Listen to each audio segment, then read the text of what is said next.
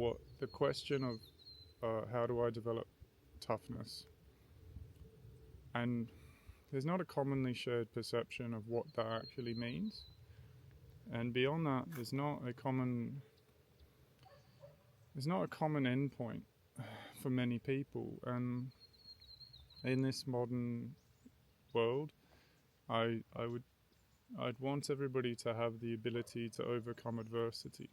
And I view toughness as the ability to resist something by choice.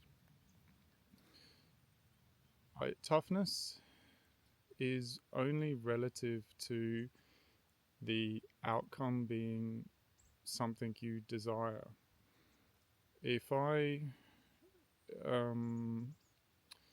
look at the martial community and we look at maybe the earlier eras of mixed martial arts, like the culmination of different styles and trying to integrate different training methodologies, a lot of people speak of coming out of this era that they trained in a method that has permanently affected them. We talk about CTE or shutdown of the endocrine system, and people just taking so much damage that they've greatly reduced their quality of life. And you would certainly not you'd be silly to argue that these aren't very durable, tough people that have put their everything into their sport or their art.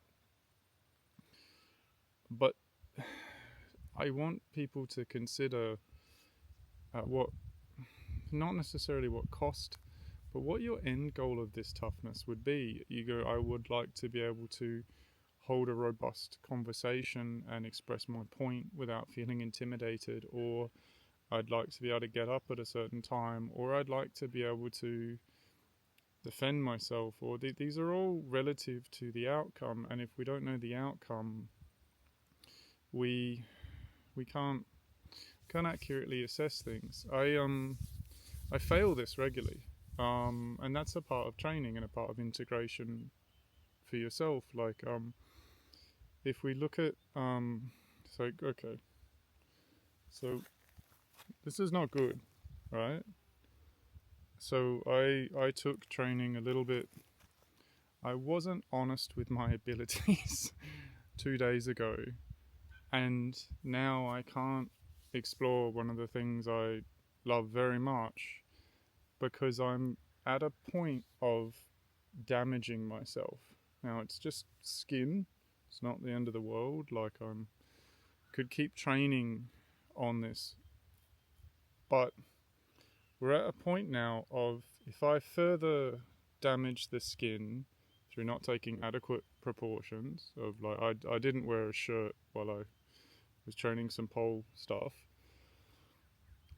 I'm at the point now where I have to heal this skin, otherwise I will continue to exacerbate it and possibly damage it to the point where I can't push through it.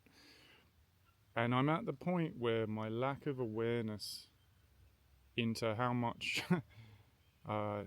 damage I was taking has now affected to the point where I can't train. So I'm probably going to have to miss a session tomorrow.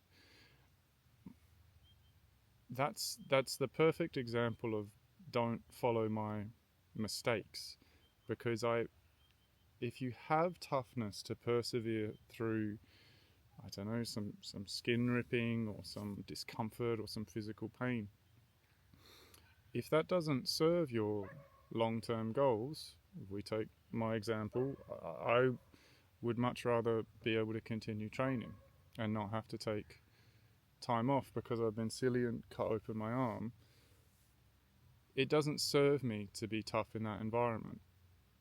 Consider the aspect of what you're trying to do, and if you're comfortably aware of that, then you're much more aware of whether you're willing to pay the price to develop that toughness. And with all things, it's still very much a factor of the general public needs to develop grit and integrity, and you can have a development of grit, but at the same time you can have a development of sensitivity and awareness of how you're going to use that. And we don't want to isolate one or the other.